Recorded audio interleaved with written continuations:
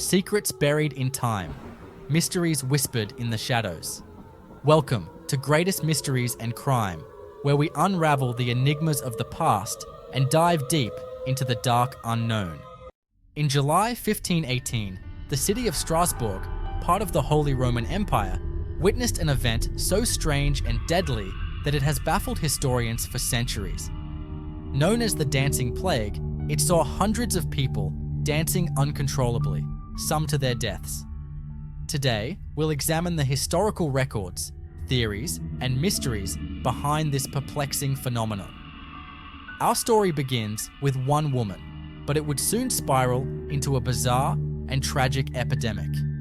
Stay tuned as we uncover the strange details and explore the theories that attempt to explain this historical enigma. It all began in July 1518, when a woman known as Frau Trophäa stepped into the street and began dancing. Her movements were erratic, and her dance seemed involuntary. She continued for hours, pausing only briefly to rest before resuming. Witnesses described her as distressed, but unable to stop. Over the next few days, more people began to join in. Within a week, over 30 individuals were caught up in the inexplicable compulsion to dance. Their movements were frenzied and chaotic, and their faces betrayed signs of anguish rather than joy. The event quickly became the talk of the city, with locals gathering to watch. Fear and confusion spread, as no one could understand what was happening or why.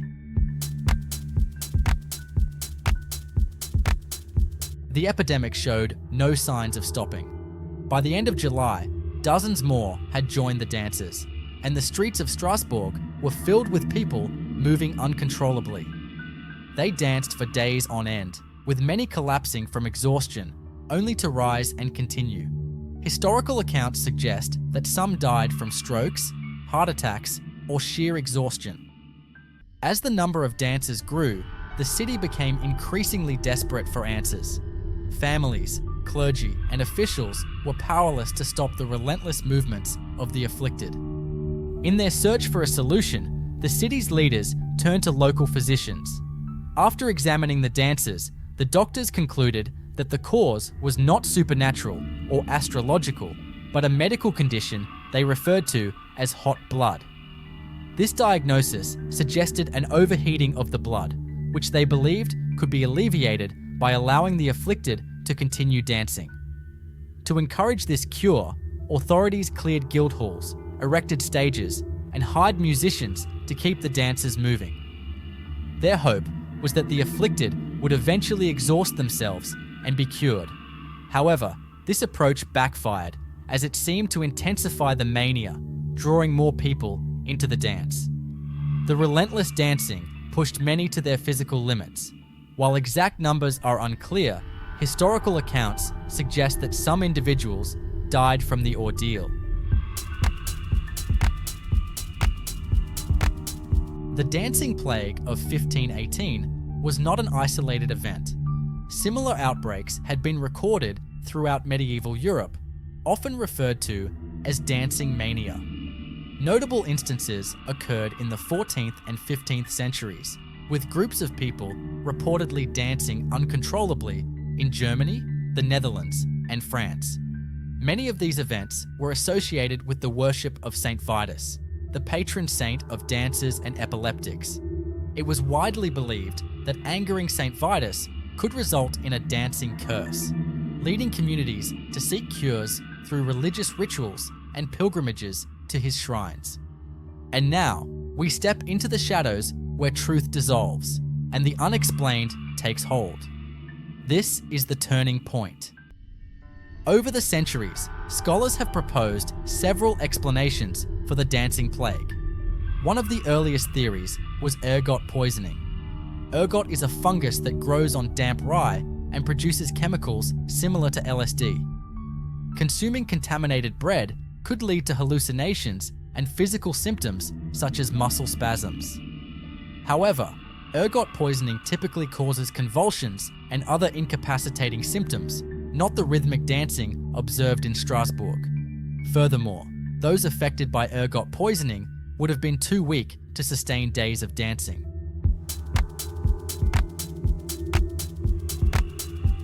Another prominent theory is mass psychogenic illness, also known as mass hysteria. In 1518, Strasbourg was facing significant stresses, including famine, disease, and economic hardship. Such conditions could have created a collective psychological response, with individuals unconsciously imitating the behavior of others.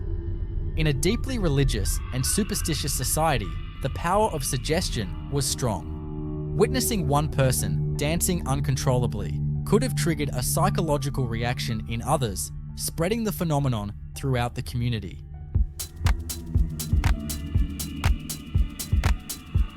By September 1518, the dancing plague began to subside. Many of the afflicted were taken to a shrine dedicated to Saint Vitus, where they performed rituals in the hope of breaking the curse. While the dancing eventually ceased, the exact cause of the outbreak remains a mystery. The dancing plague of 1518 continues to fascinate and perplex historians, scientists, and psychologists. It serves as a reminder of the complex interplay between the human mind, culture, and environment. Centuries later, we are still piecing together the puzzle of the dancing plague. Was it a case of ergot poisoning, mass hysteria, or something else entirely? What we do know is that it stands as one of history's strangest and most haunting events. And now we ask you, what do you think caused the dancing plague? Was it coincidence, conspiracy, or something beyond explanation? Let me know your theories below. And that brings us to the end of today's story.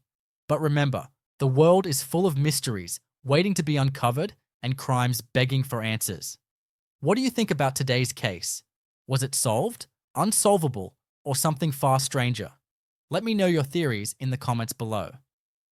Make sure to like this video, subscribe to the channel, and hit the notification bell so you don't miss the next chapter of intrigue and suspense. Until next time, stay curious and stay safe.